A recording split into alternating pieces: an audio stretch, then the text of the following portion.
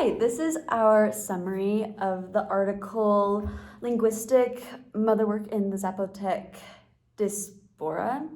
Zapoteca Mothers' Perspectives on Indigenous Language Maintenance by Ramon Antonio Martinez. And this is... And Melissa Messinas from Stanford University. I'm Kate Rabels. I'm Julia Wilkes. I'm Brooke Wilkes. Okay, so basically this article, kind of like the main idea is it's just about these indigenous mothers of the Zapotec descendants who are living in Los Angeles, and just kind of their perspectives on how to maintain their home language in their own lives and in their children's lives as their children kind of go through the public school system. Their children do attend a Spanish-English dual language public school. And basically, it just kind of talks about what these mothers do to just like value their own home language as well as teach their children its value and how to value it themselves, and how they do that while maintaining the home language in their own lives and in their children's lives while they attend these public schools.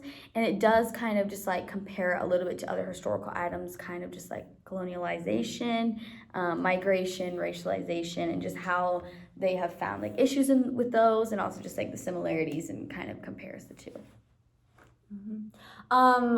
More things about, like, to summarize it all. Wait, guys, I'm so sorry. Can we? I can go now. Sorry. As part of the summary, one of the themes that I noticed in the article was how the motherwork is really important to connect the children's identities to their heritage. And so they really felt it was important that their children, I think the mothers first placed an emphasis on letting them be able to communicate in Spanish and English, but that learning Zapotec was also really important to them. And it kind of, so they could communicate with their grandparents, know their identity. And something that kind of surprised me about that particular thing is a lot of them described that they would speak in different languages to each other, kind of like that receptive fluency. It kind of surprised me that they would talk about how like the children would listen to the grandparents speak in Zapotec and they would respond in Spanish, or how mothers would speak or fathers would speak in Zapotec to one parent and the other one would speak Spanish. And I thought that was really interesting because I kind of thought as language is more like a you speak this, I speak this sort of a deal. But I realized that like when you do have like those kind of different like fluencies or understandings, then you can mix it. Okay, perfect. Sorry, I was just confused before we got confused with the order. But I really enjoyed this article. I served my mission in Mexico, and I really like the parts that stood out to me that were really interesting was that these people, the Zapotec people, it's really sad that they are discriminated against like within Mexico, like by people who speak Spanish. And like if there are people in Mexico that don't speak Spanish, like they are considered like lower class and discriminated against. So it's just really interesting as well that these people continue to feel that in the US. And I also thought it was interesting that the mothers really do feel like this importance for their children to learn this language, and they use different strategies like reading books in Zapotec and like speaking with different relatives, and they do think that their children are going to be more successful by learning to be bilingual and even trilingual. I thought it was interesting that a lot of them said that a lot of these mothers learned Spanish once they got to the US, and like Spanish is like their second language in this, but just like the importance of like recognizing all of them have like this sense of identity within this culture of learning Zapotec, and it's how they communicate with their other family members that don't speak Spanish, and that's why they believe it to be so important. Yes. And just this is our praxis. And one thing that I noticed while reading this article was just it kind of pointed out the issue of like visibility or like feeling erased kind of like as a student. And that's just something that in my classroom, I want all my students to feel seen. I don't want them to feel invisible or like they're forgotten or not wanted or not seen. Like that's something that's very important to me. And I feel like there's a lot of ways that I could go about doing that. But one specifically, I think that if I just make an effort to make sure each of my students feels seen by me, feels loved by me, feels like they have a place in my classroom, that catches on as the students recognize that if I have a love for everyone, they should as well.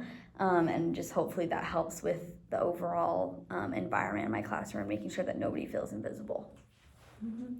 In my future classroom, I really want to be able to help my future students really recognize like where their cultural identity lies, and being able to, I don't know, use like these languages to be able to just communicate with themselves, with other people. Something that I thought was interesting is one of the mothers said that she gave her child a Zapotec name, and that came with like so much like meaning for her. So I just think it's important as like a future teacher to learn everyone's names and like maybe do an activity in the future, like a get to know you, with like they explain like where their name comes from, and that can be different for everyone. But I just think like so many parents like have that importance when naming their children, and I don't know, I just want everyone to feel welcome, and just absolutely like no discrimination like policy in my future classroom as well.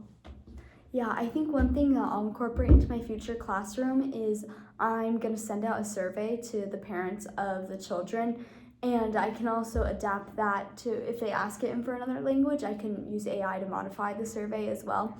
But just to be aware of what languages are spoken in the home, because in some cases where there's like a trilingual household, that would be really useful information to know and be aware of, and to help the students so they'd be like linguistically and culturally affirming in that sense, to have materials for that in my classroom. And then last, this is our reflection. And one thing that I just personally agree with from this that I just really liked is they do put an emphasis on the linguistic mother work, or basically just like their mother's effort into maintaining this home language and with their children. And they kind of just say that like that's vital, that it's like necessary, that they need like these mothers and their influence in the home in order to maintain that language. And I completely agree. I think an important, huge step about maintaining a home language is keeping it in the home and talking about it at the home, and making sure that they have that comfort that comes from the home included in their language learning, and it just fosters a greater connection with that home language. Mm-hmm. Something I found interesting was one of the mothers talked about how her own father would discourage them like from speaking Zapotec because he saw that they were discriminated against in Mexico, and just like I feel like a lot of parents in the U.S. like today also have that same view that's like, oh, like we're going to be more successful if we are speaking like, I don't know, main languages like English, or like in their case Spanish as well. Like, I don't know, but I do feel like these mothers do have a very strong belief that Zapotec is something very important to them and their culture and their heritage, and to keep up in their families. And so, I don't know, I think that it's important to be aware of this as educators, and making sure that like the parents don't feel, I don't know, discriminated against in any way.